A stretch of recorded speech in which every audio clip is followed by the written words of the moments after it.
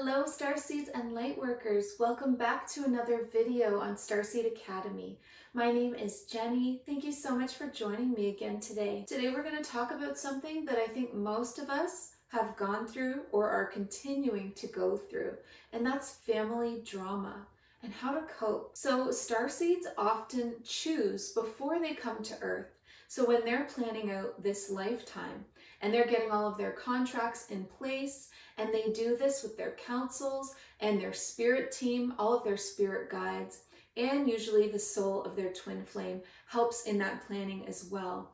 And when we're making these plans for this human lifetime, a lot of starseeds and lightworkers, if not most, choose to have a very difficult childhood. Now, why would we choose this? Well, it's because just as a diamond is formed under pressure, we too can propel our spiritual awakening through these difficult times. Because through intense disharmony, disharmonic energy, and through intense oppression and pressure, the contrast of these energies, the contrast from how different it is from what's inside of us, sparks that awakening. Most people's awakening comes from this place of hitting such a low or having such a difficult trial or experience or sequential years of this experience, especially as a child in your formative years, when you're still so close to source because you just came into this lifetime. You know when something is wrong, and you'll grow up with this sense of not fitting in, and your family not even feeling like your own family sometimes. You grow up feeling like a stranger, and these difficult childhoods push us into our healing sooner. They push us into doing the work, figuring out why we're so unhappy when we know we're naturally joyful. Difficult childhoods definitely propel you onto your spiritual awakening you sooner so that you can get on with your awakening process and your spiritual mission. And these difficult childhoods are rife with family drama. And most times it continues right into your adulthood. If your life didn't begin with family drama in this way, then you pursuing your spiritual path can create that drama, especially if your family is traditional or religious. Then the new things that you're talking about and the new things that you're into and your new vibration even, is just going to be very off-putting to them because it's so different from what they believe and who they are. And often change just creates fear in people. You can be shunned by your own family, misunderstood, harshly judged, or you can just clash in general. Here are the keys to coping with this family drama.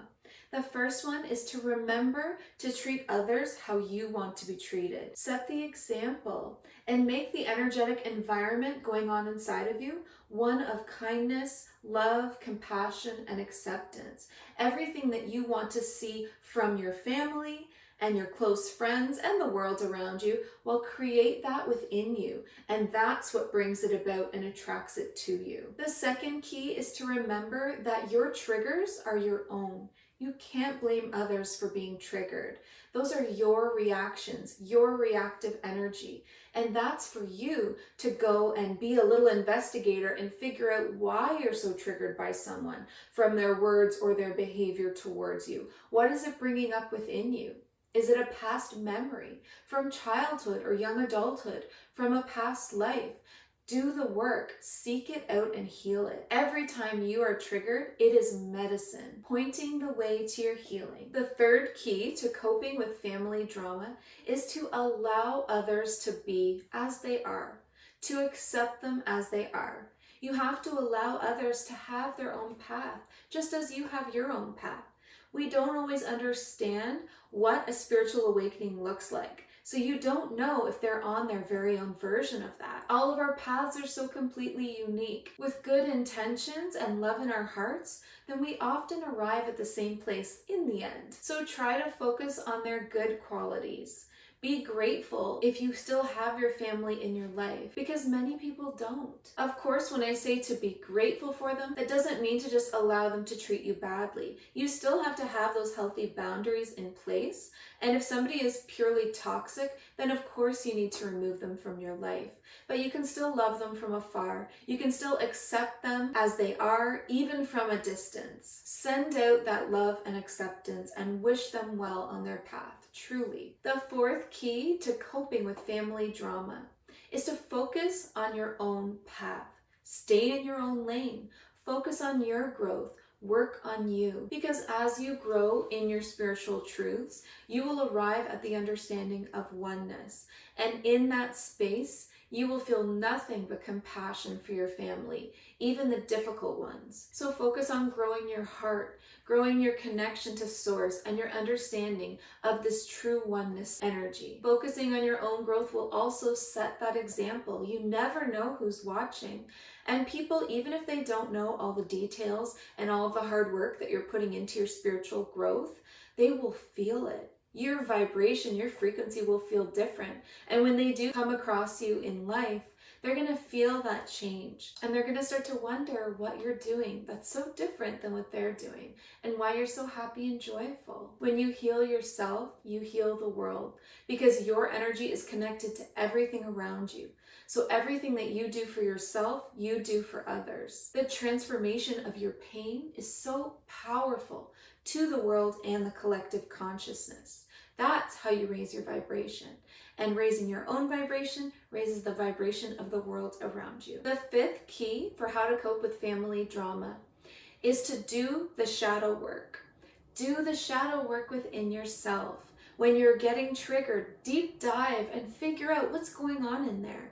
And not even just when you're triggered. You should be doing the shadow work on a regular basis, especially if you're having nightmares, if you're having flashbacks or memories coming through from your childhood or past lifetimes. These are all pointing to the areas within you that need the healing. If you're getting stuck in apathetic emotions or depression and anxiety, then there is shadow work to be done. Healing yourself should be your number one priority, because everything stems from the energy inside you. So if you get that energy to a good, healthy, strong, loving, forgiving place, then that is what will be reflected back to you in your family, in the circumstances in your life, guaranteed every time. The sixth key to coping with family drama is forgiveness. Forgiveness is so powerful for transmuting lower negative vibrational energies into higher, lighter vibrational energies where you feel good again. Forgiveness goes hand in hand with compassion. And this is where you put yourself in someone else's place. One of the most powerful things that you can do is learn about your parents' childhoods. It will give you so many clues as to why they are the way they are. Because hurt people hurt people. And it's a cycle that continues and perpetuates itself. It's time to get off of that wheel. It's time to break that cycle. And the way that you break it is with love, compassion, and forgiveness. If you pictured yourself in your parents' shoes as a child and all of the things that they went through, you could then understand why it is they act the way that they do, or maybe why they've hurt you. This goes for siblings and other family members too. The people that are doing the hurting are hurting themselves every time. So if you can't arrive to a place of forgiveness just yet, then start with compassion, start with empathy, start to try to understand where they're coming from and how maybe you might feel that way too if you were in their shoes. Yes, maybe you would choose the higher path. Maybe you would choose to do the healing so that you don't spew your pain all over others. And maybe you would choose that, but maybe they weren't ready. Maybe they weren't there yet. Everyone is showing up in their lives with the understanding and knowledge that they have thus far. They can only meet you as far as they've come themselves. I really believe, after encountering many toxic people and family members, that everyone is doing the best that they can with what they have inside. And if they're not doing better, then they don't have it yet. They haven't learned better. And so I do have compassion. Even if it needs to be from a distance, I can have that love and compassion and forgiveness in my heart for them. And that fuels my own healing. and everybody wins. The seventh key for coping with family drama is to turn to your galactic family, to your soul family, if your physical earthly family can't be there for you just yet. You have a spirit team full of beings that want to be there for you. Angels, spirit guides, animal spirit guides, galactic family, cosmic councils, and you can turn to them for support. You can turn to them for guidance. You can turn to them for love. It will ease your loneliness and give you a sense of belonging, especially if you don't have a lot of family. I actually created a guided meditation to help you meet your galactic family and cosmic councils. So I'll make sure to link it in the description box below. Check it out, try it, and see what happens for you. Because through this guided meditation, many people have met their galactic family, have communicated with their cosmic councils. And once you start to form those bonds and relationships, they're with you forever. You just had to become aware of them. And then you can grow them over time into deep relationships. These are real people, these are real beings, and they are truly there for you. If you're facing doubts, then ask them for a sign, because these other dimensions absolutely exist. And they're not empty dimensions, they're full of beings just like you and me. So you can choose to connect today. Check out that guided meditation. And let me know what you think. Let me know the experiences that you have. Nothing makes me happier than hearing that others are connecting with their spirit team. I feel like that is one of my main reasons for being here on Earth, is to help others connect with their spirit guides, their spirit teams, their galactic family, their cosmic councils, all of the support that is just waiting for you to reach out for it. By the way, I also offer a psychic soul reading now, and this reading arrives to you in your email so that you have it to refer to always. And in this reading, I actually channel messages from your different spirit council members, from your spirit team and your guides. I ask for the most important messages that you need at this time to come through first, and then I channel as many of them as I can for you. So you'll get quite a long and large reading full of messages directly from the mouths of your guides. I never edit or alter the messages. I can only assume that as it was said is exactly as it is meant for you to read. If you're interested in having one of these channeled readings, then please check out the link in the description box below.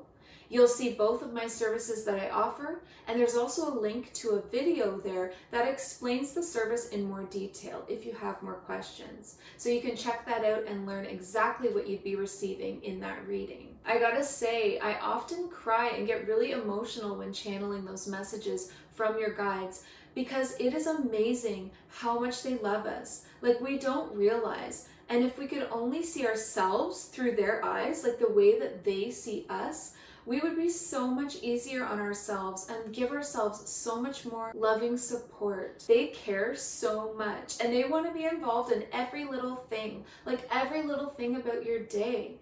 There's never too small of a reason to call on your guides. It's what they're there for. It's what they signed up for. And if you're not calling out to them and reaching out, then they don't have that open channel to connect with you. You have to call them in first and let them do their work. It will amaze and surprise you. So I don't wish family drama on anyone. I'm definitely a soul that's been through her share. And I can tell you that these keys of how to cope have really worked for me, to a place that I have arrived at so much peace within my heart, peace that I never thought I would find. On top of that, closure that I can give to myself. You can get your own closure through these keys, through doing the work, and you will be so much stronger for it. After all, we know that we chose these difficult paths. We know that we chose all of the main obstacles in our lives before we even came. And there's a reason for it, because the transformation of it, the alchemy of the pain, turns into beautiful golden energy. And then you develop this golden aura. And the golden aura is one of love and compassion, oneness and wholeness. It's that true understanding of how we are all connected. So please let me know how you're dealing and coping with your family drama. You can just drop a comment in the comment section below. And you can also let me know if you decide to try the guided meditation to meet your galactic family and your cosmic councils. Let me know any of the experiences you have there as well. Please Please like and share this video. Please subscribe to the channel. I want to hang out with you every Sunday, Monday, Wednesday, and I am showing up for you. You just have to join me. Thank you for connecting with me today and connecting with my energy. And please remember to listen to your heart and the quiet voice within, because you are so much more than the body you are in. Have a great day. Bye.